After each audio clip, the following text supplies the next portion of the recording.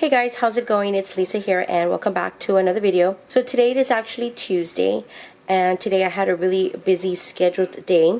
So I planned it for us to have something really simple and easy. So here we have some chicken nuggets and some french fries. And yesterday was Monday. Yesterday was also a really busy day for me. So yesterday we just had some Chinese takeout. But this is what we're going to have for dinner tonight, guys. Alright guys, so for dinner tonight we're going to have pork carnita tacos. So here are my pork carnitas. I boiled them with some onion and garlic and lots of salt for about 2.5 hours. So this is how they should look, just as long as they're fork tender. So now what we're going to do is we're going to go ahead and fry them up here. So all we're doing here is, since it's already cooked, we are just getting it to fry on all sides.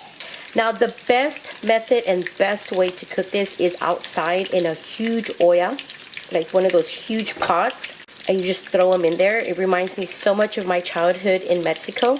They would make huge batches of this and they would just like throw it out onto the table like crawfish.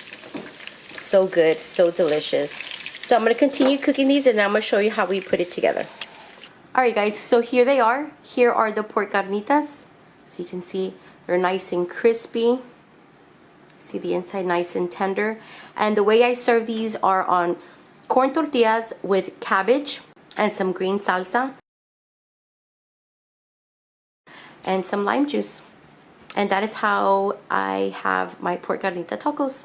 Alright guys, so for dinner tonight we're gonna have homemade Chick-fil-A sandwiches. It's a recipe that I found on Pinterest. I'll go ahead and link it down below if you guys are interested to go and check it out.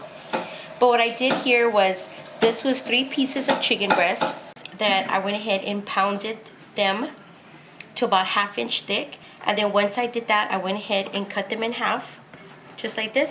So I went ahead and gave my chickens a really good rinse. So I'm just kind of drying them out right now. Okay, so right now what I'm going to do is I'm going to marinate the chicken in pickle juice. That's what the recipe says. So I used a cup of pickle juice. The recipe asks for a 1/2 cup, but it's 1/2 cup for 4 4-ounce pieces of chicken breast. And since I have 6, I just went ahead and just did the extra 1/2 cup. Actually, you know what? I think I'm going to put them inside a freezer bag instead. So I'm going to go ahead and put it into the fridge. I'm going to go ahead and let it marinate for about an hour. So here I have my whole setup. I have all my spices. The only thing with this recipe, and I actually looked into other recipes on how to make copycat Chick-fil-A sandwiches, is that it has to be peanut oil. Okay, so for my dry ingredients, you're going to need a cup of flour. And then you're going to need 2 tablespoons of powdered sugar. So there's 1 and 2. 1 teaspoon of paprika. And then 1 teaspoon of salt. So then 1/2 teaspoon of celery salt. And then 1/2 teaspoon of basil leaves. And then 1/2 teaspoon of garlic powder. And then 1/2 teaspoon of black pepper. So now for our wet mix, we're going to have a 1/4 cup of milk. And now we're going to add 2 eggs. And the recipe calls for 1 cup of peanut oil. So we're going to go ahead and begin. We're going to put it in the egg batter first. And then we're going to put it into the flour.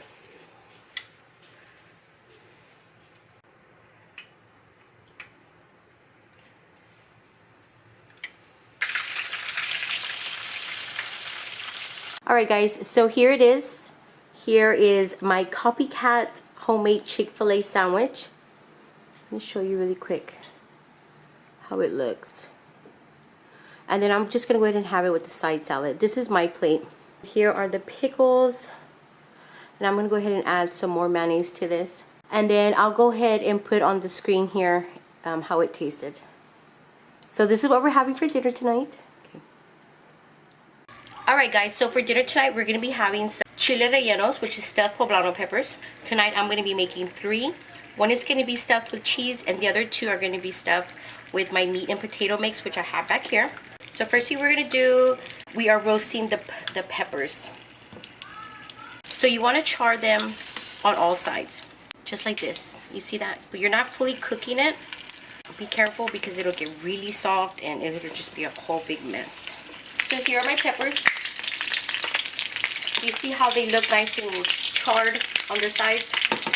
Just make sure not to char it too much or it gets really soft, because then it starts falling apart. So what I'm going to do is I'm just going to put a lid on it like this. So here are those 2 peppers. So you see how they look?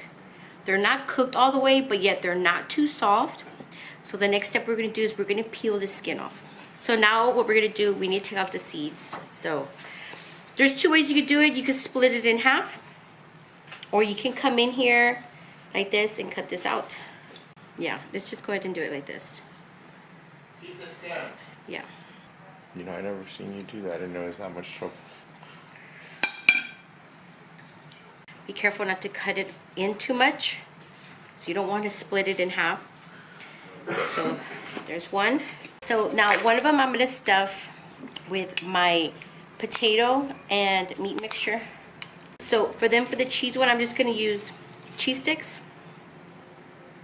So what I do is I shred them out, because I don't know, I feel like they melt easier. It could just be me. Alright, so there's my cheese and my picadillo one. So now I'm going to turn on my pan, and I'm going to pour some oil in here.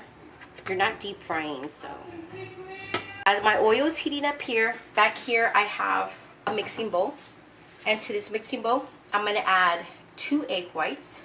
So now I'm going to beat my egg whites only. So now once it formed like this, like foam, like peaks, you see it how it peaked out? Now you're going to add your egg yolks one at a time.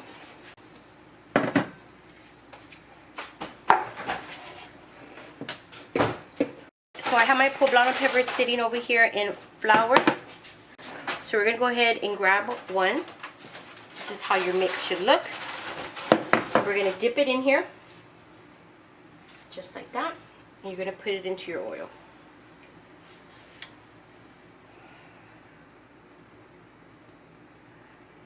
So basically what you're doing is you're just cooking the egg.